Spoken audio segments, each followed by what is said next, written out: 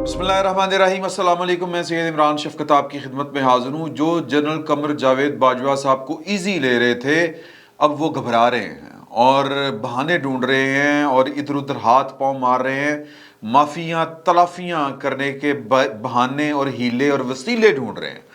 खबरें मैंने इस फ़कीर ने कल आपसे गुजारिश की थी कि जनरल जो अज़हर अब्बास हैं उनका जाना, तो मुझे बस यही लग रहा है कि वो शायद कुछ ज़्यादा ही दीद खोरे आदमी हैं कि वो कह रहे हैं कि मैं जिस रेस में शामिल था, जिसके साथ मैं यानी उम्मीदवार के तौर पर मैं रेस में शामिल था, अब मैं उसके साथ क्या मतलब उसकी कमांड में चलूँ, तो बेहतर है कि एक मुकाबले की फ़ज़ा से निकल के फिर कमांड में जाना ज़रा मुश्किल है। तो हो सकता है कि वो इस वजह से जा रहे हों।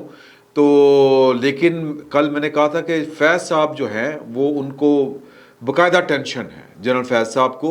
और जनरल फैज़ साहब को किसी और से टेंशन हो ना हो, उनको अपने माजी से टेंशन है। जो कुछ उन्होंने किया, जो मौजूदा कमांड है जनरल कमर जावेद बाजवा साहब के साथ किया, और फिर बड़ी महफिलों में जिस तरह किया, फिर जिस तरह उनका जिक्र चला, फिर जिस तरह उन्होंने लोगों को इस्तेमाल किया, और फिर मतलब अगर मैं चूँकि ज़्यादा खोल के बातें नहीं करना चाह रहा, उनको अंदाज़ा है कि जनरल बाजवा साहब जो थे दो तीन वजूहात की बना के ऊपर, एक तो जनरल बाजवा साहब जो थे वो एक्सटेंशन ली हुई थी उन्होंने, और वो एक्सटेंशन लेने से फ़र्क बहरहाल ज़रूर पड़ता है। ये वो मॉरल आपकी जो है ना, वो स्ट्रेंथ वो वाली नहीं रहती, वो वाली कमांड जो है, वो कंट्रोल आपका वो वाला नहीं रहता। आप हल्के से मसलतों के बीच में फंसे होते हैं। तो इसका फ़ायदा जो है वो फैज़ साहब ने उठाया और भरी महफिलों में उठाया, GHQ के अंदर होने वाली बाज़ मीटिंग्स में उठाया, और कई दफ़ा इस तरह हुआ कि ये ज़ोर दिया गया बाजवा साहब के ऊपर कि जी कि ये जो पिछले साल अक्टूबर में फ़ैसला किया गया था, इस फ़ैसले को रिवर्स करना चाहिए, हमें अंदाज़ा नहीं है, हाँ ये हो गया, वो हो गया, ये हो गया, वो हो गया। और उस महफिल में, उस मीटिंग में जिस बंदे ने सबसे ज़्यादा टफ टाइम दिया कि जी कि मेरे पास तो फिर सबूत है ना, आ जाएं, आपके पास भी सबूत होंगे, और ये वाली बात जो है ये किसी और कदरे एक काबिल एहतराम जिसका तासुर था कि वो ज़रा जो है वो अपराइट हैं और ज़रा न्यूट्रल सी बात करते हैं, लेकिन वो भी फैज़ हमीद साहब के जाल में फंसे हुए थे। फैज़ हमीद साहब उनको इस्तेमाल कर रहे थे पुरानी दोस्ती के चक्कर में। तो फिर जिसने इनको टफ टाइम दिया और बाजवा साहब के की इजाज़त से दिया, मीटिंग होती है ना, खुल के बोल रहे होते हैं, और फिर उन्होंने क्या किया कि जी इमरान खान साहब की मॉरल करप्शन के ऊपर बात करनी है या उनकी माली बदनवानियों के ऊपर बात करनी है। फैज साहब आपके पास भी सबूत होंगे, आप देना ज़रा सबूत साहब को जो पूछ रहे हैं कि हमें रिवाइज करना चाहिए कि हमने जो प्रोजेक्ट इमरान खान को क्लोज़ किया है, जो हमने सियासत में से तौबा की है, आप कह रहे हैं कि मतलब इस पर सोच लिया जाए। क्योंकि वो जो शख्सियत थी उसने कहा था कि जी वो जो इमरान खान साहब हैं वो ये तो तय है कि वो हैं ईमानदार। इसके ऊपर जनरल बाजवा साहब ने कहा कि शाही दसो कितना ईमानदार है, दसो ज़रा। फिर उन्होंने जनाब फिर वो पूरी ईमानदारी पूरी तसल्ली कराई। तो फैज़ हमीद साहब को पता है कि अब चलना मुश्किल है, जो वो बाजवा साहब के साथ करते रहे हैं अब वो आगे नहीं हो सकता, वो उस तरह चीज़ें नहीं चल सकती। वो चीज़ें नोटेड हैं, डॉक्यूमेंटेड हैं, और इसलिए वो किसी भी वक्त नरगे में आ सकते हैं। तो लिहाजा वो इस्तीफ़ा उन्होंने वो सबमिट करना है और उन्होंने फ़ैसला कर लिया है हमारी इत्तला के मुताबिक। और इधर भी कोई टेंशन नहीं है कि वो ये चला जाएगा डा काबिल जर्नैल जिसने जनाब वो ये कर दिया, जिसने वो कर दिया। क्योंकि इमरान खान साहब के जितने चाहने वाले हैं उनसे आप पूछे तो पाकिस्तान में सिर्फ ना पहले को भी कोई जर्नैल आया, ना अब कोई 100 साल बाद जर्नैल आएगा जितना बड़ा फैज़ हमीद साहब जर्नैल थे। ये PTI के दोस्त हमारी इसी तरह से पोर्ट्रे करते हैं उनको। तो इधर फौज को कोई फ़र्क नहीं पड़ रहा, किसी के आने जाने से फ़र्क नहीं पड़ता, इदारे अपनी जगह पर खड़े रहते हैं।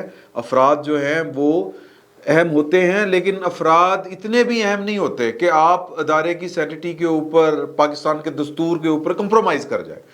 तो जनरल फैज़ साहब तो सर मैं क्या क्या उनकी आपको कहानियाँ सुनाऊँ। और बहुत, मैं तो खैर हम जो रिपोर्टर होते हैं वो तो 2 टके के होते हैं ना रिपोर्टर, बकौल नसर जावेद साहब के। تو انہوں نے پاکستان کے سیاستدانوں کے ساتھ اپنے باسز کے خلاف جو انہوں نے چالیں چلی، جو انہوں نے کچھ کیا، اپنے سینئرز کے خلاف جو انہوں نے محاذ کھڑے کیے، اور اپنے سینئرز کو کہ یہ ریس سے آؤٹ ہوں، کس طرح کر کے انہوں نے ان کے خلاف حرکتیں کی۔ ایک ہمارے دوست ہیں، آپ بڑی اچھی طرح جانتے ہیں، ایک نہیں بلکہ بڑے معروف ہیں دوست ہیں ہمارے، اعزاز سید صاحب، وہ ایک سٹوری کر رہے تھے۔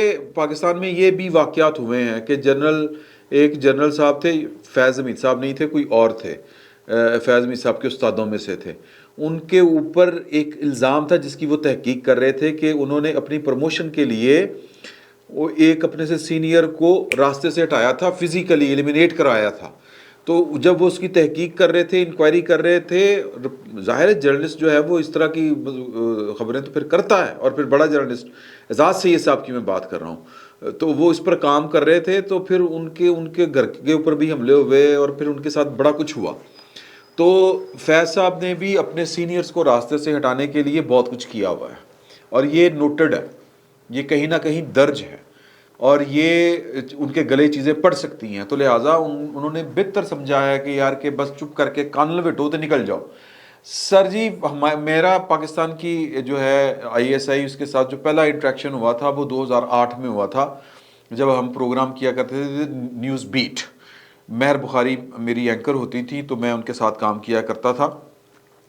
تو پہلی دفعہ جب ہمارے دفتر میں 2 بڑے بڑے افسر آئے بریگیڈیئر لیول کے، 2 دفعہ آئے، اور وہ انہوں نے آ کے جو ہم سے گفتگو کی وہ پاکستان کی خاطر گفتگو تھی، اور وہ جو لپیٹ کے وہ جو ہمیں قائل کرنے کی کوشش کر رہے تھے، وہ یہ قائل کرنے کی کوشش کر رہے تھے کہ جو کیانی صاحب ہیں ان کا رہنا بہت ضروری ہے۔ کیانی صاحب کا 2008 کی میں آپ کو بات بتا رہا ہوں، 2008-9 کے، اب مجھے وہ ایگزیکٹ ڈیٹ یاد نہیں، 9 ہوگا یا 9-10 کی بات ہے۔ اچھا، یہ نہیں کہہ لیں کہ آپ یہ ان کی ایکسٹینشن سے پہلے، ظاہر ہے کہ ایکسٹینشن سے پہلے ایک ماحول بنایا جا رہا تھا، تو ان کو وہ تب ہمارا ہوا تھا، اور وہ بھی انہوں نے بڑے طریقے کے ساتھ آ کے گفتگو کی تھی، کوئی تڑی نہیں کرائی تھی کہ یہ تو آپ یہ ہیں تو آپ وہ ہیں، اس طرح کا کوئی سین نہیں ہوا تھا۔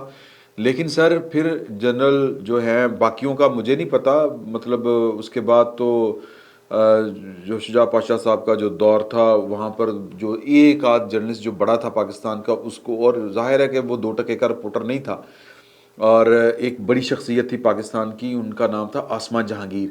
یہ جو 2 ٹکے کا رپورٹر نہیں تھا وہ نجم سیٹھی صاحب تھے۔ نجم سیٹھی صاحب کو بہت ٹینشن دی شجاع پاشا صاحب نے، اور جو ہیں کیا نام ہے جی ان کا، آسماں جہانگیر مرحومہ جو ہیں، ان کو تو باقاعدہ ان کو ڈیتھ وارنٹ جو ہیں، بلیک وارنٹس جاری کر دیے تھے شجاع پاشا صاحب نے، اور پھر شجاع پاشا صاحب کے خلاف ایک طرح سے پریس کانفرنس کرنی پڑی تھی آسماں جہانگیر صاحبہ کو، پھر جا کے معاملہ تو تھوڑا سا رکا تھا۔ لیکن جو ڈی جیز ہیں وہ اس لیول پر پاکستان کے شاید کم آئے ہوں کہ جو جنرل فیض حمید صاحب کے دور میں آ گئے تھے۔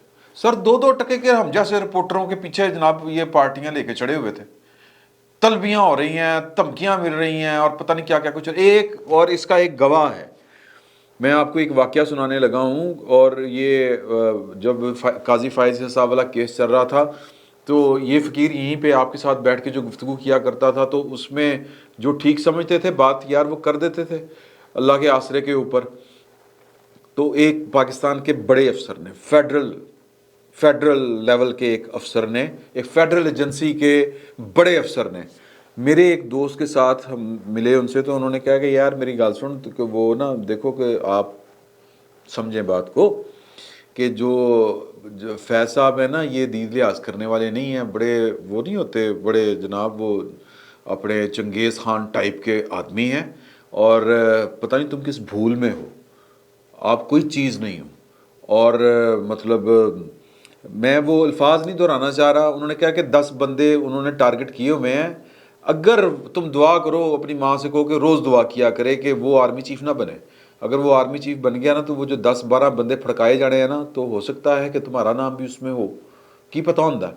بڑے طریقے کے ساتھ انہوں نے مجھ سے بات کی، تو میں نے ان کو کہا، میں کہا سر کتنے DG ISI، کتنے 2 ٹکے دا رپورٹر، میں کہا اگر گل اس رپورٹر تک آ گئی ہے کہ تو پھر میرا مطلب ہے پھر تو تباہی پھر گئی نا جی. تو پھر انہوں نے نام نہیں بتائے تھے، بس ایم ہی انہوں نے مجھے اشارہ کرایا تھا کہ طریقے کے ساتھ رہو. میں تب سوچ رہا تھا کہ کون کون ہو سکتا ہے، اور یہی لوگ ہوں گے، حامد میر صاحب، عامر میر صاحب، اسد طور، ابصار عالم، آسمہ جہانگیر. اگر جرنلسٹوں کی انہوں نے لسٹ بنائی ہوئی تھی، ان کے پلانز خوفناک تھے. میری کل محسن بیگ صاحب سے گفتگو ہو رہی تھی تو وہ کہہ رہے تھے کہ یار اللہ کا شکر کرو کہ پاکستان بچ گیا. انہوں نے پاکستان کا جو حشر کرنا تھا، جو ان کے پلانز تھے، یہ وہی پلانز ہیں کہ نواز شریف صاحب کو مجبور ہونا پڑا، عمران خان صاحب کو ہٹانے کے لیے میدان میں اترنا پڑا، اور آصف علی زرداری صاحب کو بھی مجبور ہونا پڑا. ادروائز تو شجاع پاشا صاحب کے جو جانشین تھے یا ان کے جو شاگردین ہیں، فیض حمید صاحب، ان کے پلانز تو بڑے خوفناک تھے سر. تو عمران خان صاحب کیا بھیجتے ہیں؟ عمران خان صاحب تو بس کٹھ پتلی تھے. تو حامد میر صاحب کا بہت بڑا جرم تھا. انہوں نے اسد طور کے اوپر جب تشدد ہوا تو انہوں نے ذرا جذباتی ہو کے وہ بات کر دی کہ کس نے کس کے گھر میں گھس کے گولی ماری تھی. سر وہ گولی کہاں پہ لگی تھی؟ بڑی عجیب، بڑی غلط جگہ پہ لگی تھی گولی. پہلی میں آپ کو بات بتا دوں، اس گولی کے بعد وہ بندہ پاکستان کا فیڈرل منسٹر رہا ہے، جس کی میں آپ کو بات بتا رہا ہوں، جس نے مجھے یہ والی بات بتائی.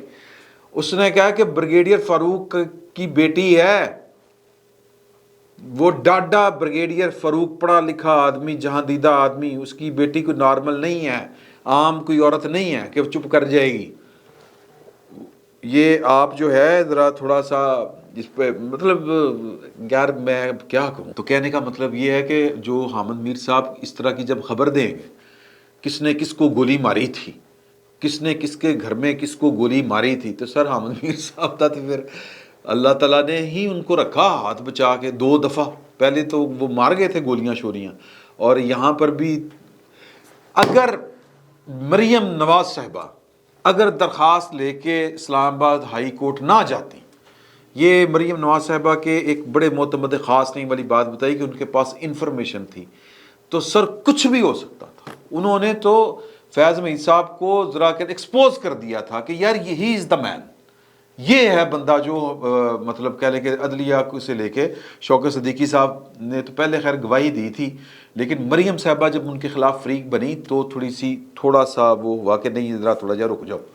تو ان کے پلانز بڑے خوفناک تھے سر. رپورٹروں تک، جو رپورٹروں کو چھوڑنے کے لیے تیار نہ ہو، آپ سوچیں کہ وہ پاکستان کا کیا اس نے حشر کرنا تھا. تو اللہ تعالیٰ نے بڑی مہربانی کی ہے کہ، اور میں کریڈٹ دیتا ہوں جناب قمر جاوید باجوہ صاحب کو، جنہوں نے رائٹ ٹائم کے اوپر رائٹ ڈیسیجنز لیے. اب جاتے ہوئے کو تو جو ہے وہ ہر کوئی کرتا ہے کہ جی کیا ہے کی ہے تو وہ کیسی طے کیسی. سر وہ جو کہہ گئے ہیں، جو کہہ رہے ہیں، اب اس سے زیادہ اگر آپ کچھ کروانا چاہتے ہیں، منوانا چاہتے ہیں پاکستان کی فوج سے، تو پھر آپ کو حوصلہ کرنا پڑے گا.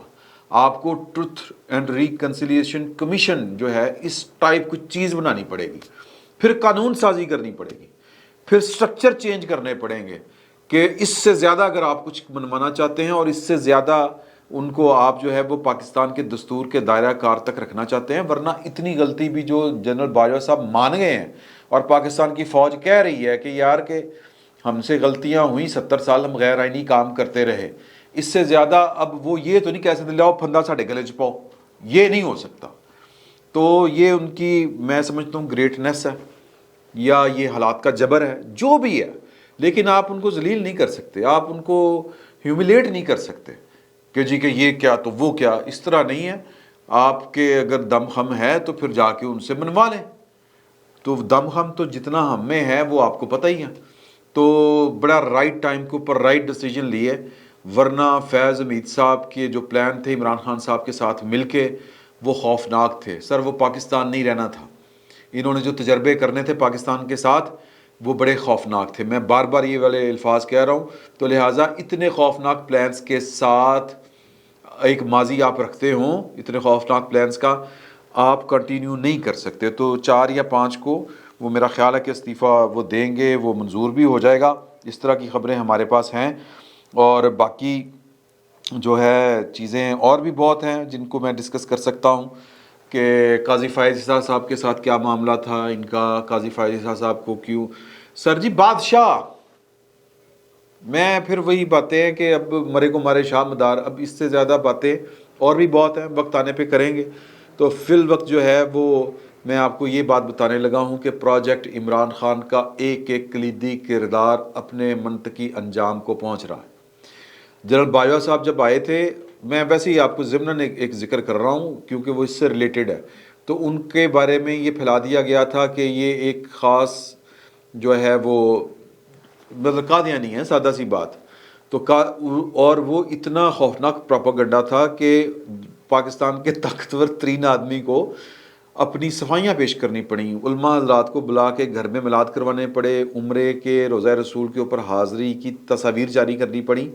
اور جب انکوائری ہوئی تو پتہ چلا کہ اس وقت کے D G I S I general Rizwan صاحب جو تھے وہ اس مہم کے پیچھے تھے، اور ساتھ میں ان کے شریک تھے عاصم سلیم باجوہ صاحب. رضوان صاحب جو تھے، جنرل رضوان اختر غالباً ان کا نام تھا، ان کو تو جناب پھر باجوہ صاحب نے اس جرم کی پاداش میں کہا کہ بھائی تو سیدھے کار جاؤ، بسم اللہ، آپ کے لیے اتنا ہی ہے، ورنہ تو آپ کو مطلب باقاعدہ آپ کا وہ کیا ہوتا ہے جی، کورٹ مارشل ہونا چاہیے تھا. لیکن کوئی گل نہیں، آپ گھر جائیں. اور عاصم سلیم باجوہ صاحب پیری پہ گئے سی.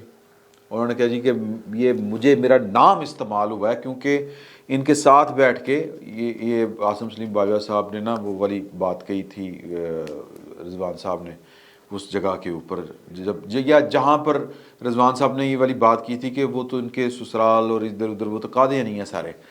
تو عاصم سلیم باجوہ صاحب اس ٹیبل پر موجود تھے. تو سر اتنا خوفناک سسٹم ہوتا ہے.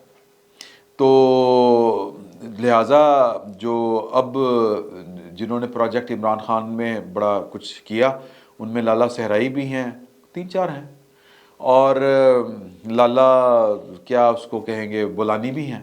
اب لالا بولانی جو ہیں وہ چونکہ ذرا جونیئر لیول کے اوپر ہیں، مطلب سینیارٹی کی لسٹ میں ان کا ذرا تھلے دھیان ذرا پہنتا، تو ان کو وہ معافی تلافی کے لیے بندے ڈھونڈنے شروع کر دیے انہوں نے. اور ان کے بارے میں پہلے یعنی 1-1.5 مہینہ پہلے انکوائری لگ چکی تھی. مجھے لگتا ہے کہ یہ ظاہر ہے کہ یہ کام جو ہے وہ ایم آئی جیسا ہی کوئی ادارہ کر سکتا ہے.